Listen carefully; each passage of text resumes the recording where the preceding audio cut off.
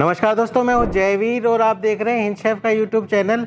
इस वीडियो में हम आपको दिखाएंगे 36 ट्रे का रोटरी रैक ओवन। हम बताएंगे कि 36 ट्रे का रोटरी रैक ओवन कितना फ्यूल खाता है, कितना माल इसमें बेक कर सकते हैं, यानी कितनी रस, ब्रेड, इस टाइप का आइटम बेक कर सकते हैं, कौन कौन से फ्यूल टाइप में अवेलेबल है, क्या ये वुडन में भी आता है और डीजल या एलपीजी में आता है। इसके साथ साथ हम बताएंगे कि इसका लगभग दाम कितना होता है, कितना ईंधन खाता है, कितनी अगर लकड़ी में बना रहे हैं तो कितनी लकड़ी खाएगा या कितना एलपीजी खाएगा। साथ में हम ये भी बताएंगे कितनी बिजली खाता है और हम बात करेंगे कि इसके साथ साथ आपको और क्या क्या आइटम लेने चाहिए और किस कैपेसिटी के आइटम लेने चाहिए। तो पूरी जानकारी के लिए अगर आप बेकरी खोलने का सोच रहे हैं, बेकरी बिजनेस में इंटरेस्टेड हैं, तो पूरी जानकारी के लिए इस वीडियो को आखिर तक देखिएगा, क्योंकि यही सबसे ज्यादा बिकने वाले ओवन का साइज है और ये वीडियो इसलिए बहुत इंपॉर्टेंट है।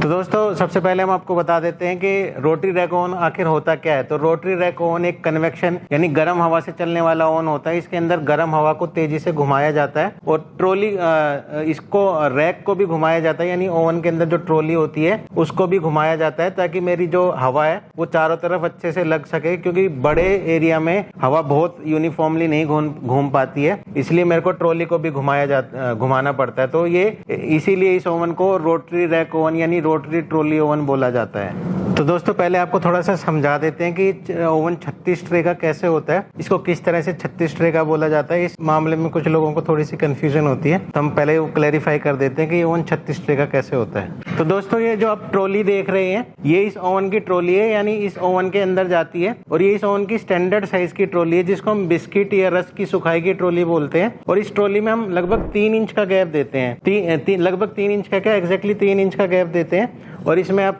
कुकीज यानी बिस्किट और रस के बिस्किट यानी कि रस की सुखाई जो सेकंड बेकिंग होती है वो करने के काम आती है। तो इस साइज के हिसाब से हम ओवन की ट्रे कैपेसिटी बताते हैं। तो जैसे मैं आपको ट्रे लगा के दिखाता हूँ कि इसमें 36 ट्रे कैसे आती हैं। तो दोस्तों, जो आप शेल्फ देख रहे हैं, इस ओवन में इस तरह की 18 शेल्फ हैं और एक शेल्फ में, जैसे मैं एक शेल्फ में आपको लगा के दिखा रहा हूँ, तो एक शेल्फ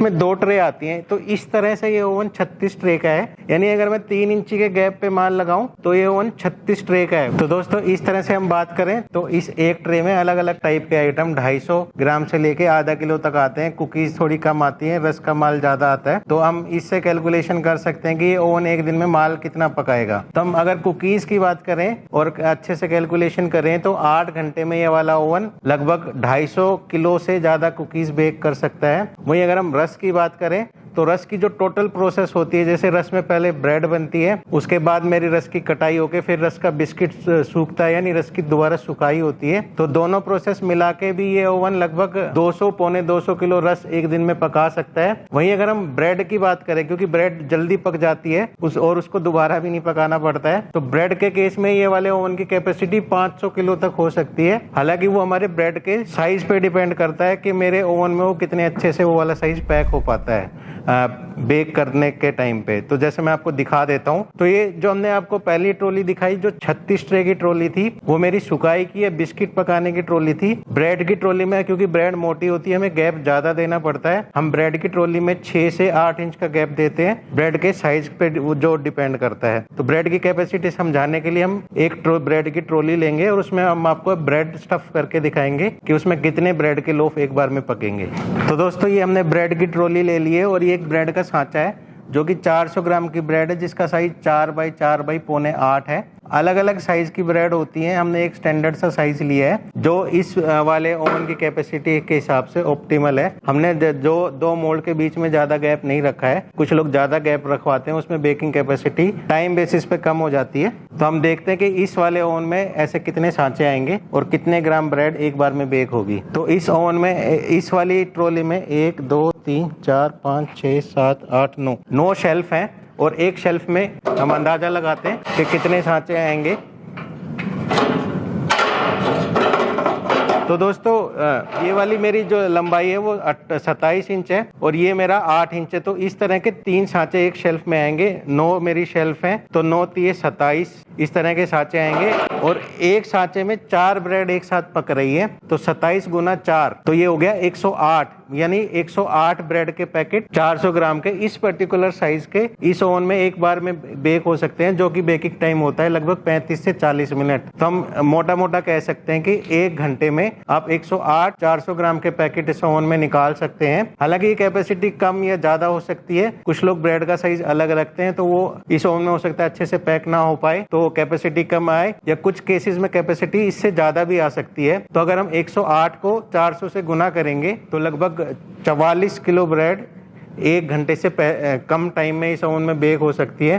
तो अगर हम इस तरह से देखें तो ये पूरे दिन में यानी लगभग 10 घंटे में ये वाला ओवन 400 से 500 किलो के बीच में ब्रेड बेक कर सकता है। हालांकि दोस्तों जब आप मिक्स आइटम बना रहे हैं, आपको ब्रेड भी बनानी है, पैटीज भी बनानी है, पाव भी बनानी है, तो उस स्थिति में हम बोलते हैं कि इस ओवन की baking capacity 200 kg per day है, यानी 10 घंटे में आप लगभग 200 किलो माल इस वाले ओवन से निकाल सकते हैं। तो दोस्तों अगर आपको बेकरी स्टार्ट करनी है और 200 किलो माल या 250 किलो माल आपको बनाना है, तो आप 36 ट्रे का ओवन कंसीडर कर सकते हैं। हालांकि आपको 36 ट्रे का ओवन कंसीडर करने की जरूरत नहीं है, वो आपको पता लगेगा क्यों जब हम आपको इस ओवन का प्राइस बताएंगे और इससे अगले साइज के ओवन का प्राइस बताएंगे, तो आपको ये थोड़ा सा डिफरेंस और अच्छे से समझ में आएगा कि आपको 36 ट्रे का ओवन ना लेके उससे एक अगले साइज का ओवन लेना चाहिए।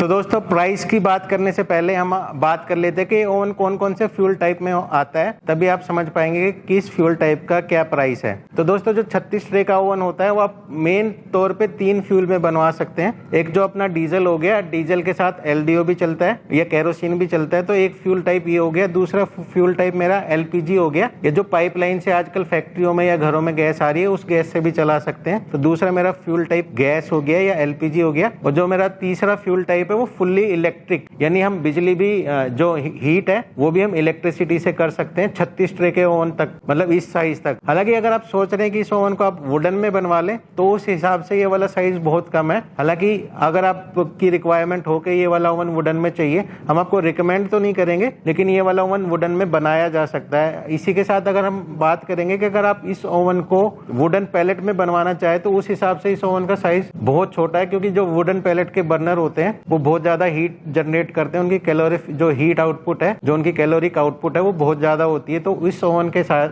हिसाब से हम वुडन और वुडन पैलेट फ्यूल टाइप इस ओवन में रिकमेंड नहीं करते हैं। वहीं इलेक्ट्रिक ओवन के लिए भी साइज थोड़ा बड़ा हो जाता है। अगर आप इसको फुल्ली इलेक्ट्रिक में बनवाते हैं तो ये लगभग 35 किलोवाट इलेक्ट्रिक लोड लेगा, जो कि एक बहुत भारी भरकम लोड होता है। और इस तरह का लोड आमतौर पर किसी भी फैक्ट्री में आमतौर पर नहीं होता है, या जहां बेकरी लगनी होती है वहां आमतौर पर इतना बड़ा लोड होता नहीं है। तो फुल्ली इलेक्ट्रिक भी आप इसको ना कंसीडर करें। तो मेनली 2 फ्यूल टाइप 36 ट्रे के ओवन के लिए उपयुक्त है, एक जो मेरा गैस टाइप हो गया और दूसरा मेरा डीजल या केरोसिन या एलडीओ टाइप हो गया।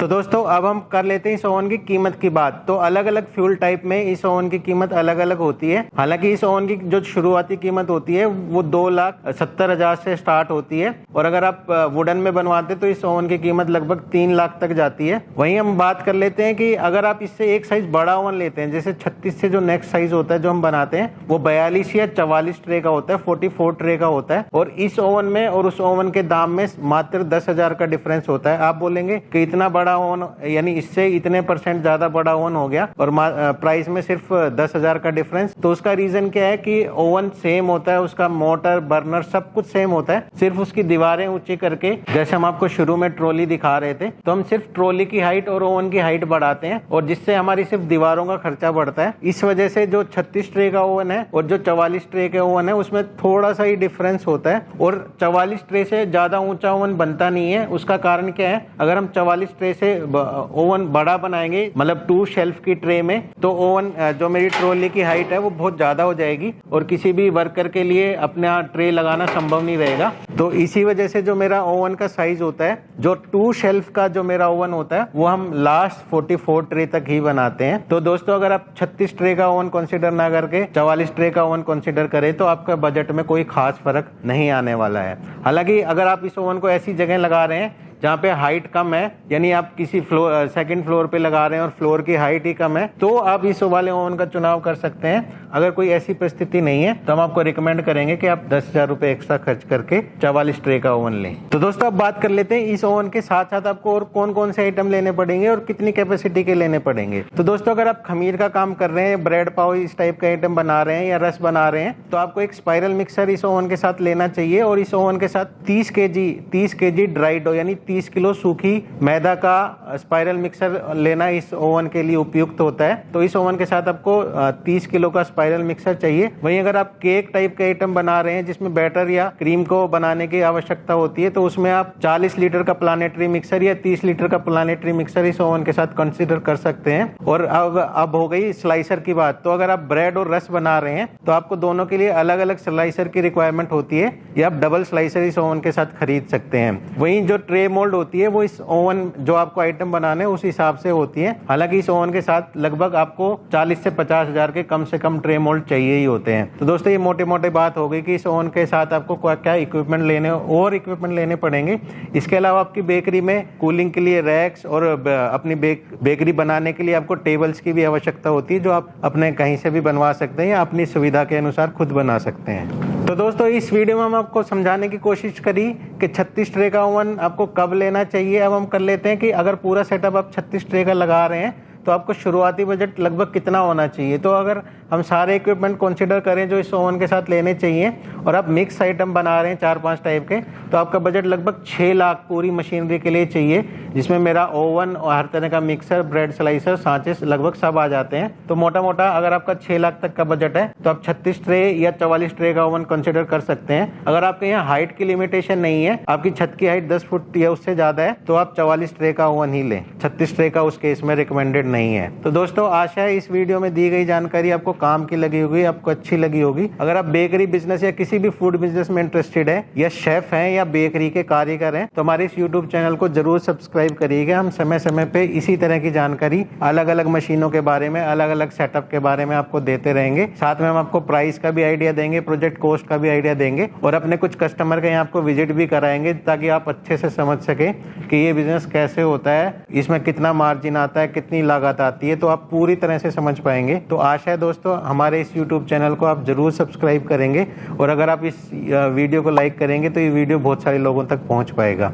तो आशा है आप इस वीडियो को लाइक भी करेंगे। हमारा ये वीडियो देखने के लिए आपका बहुत बहुत धन्यवाद। Thank you.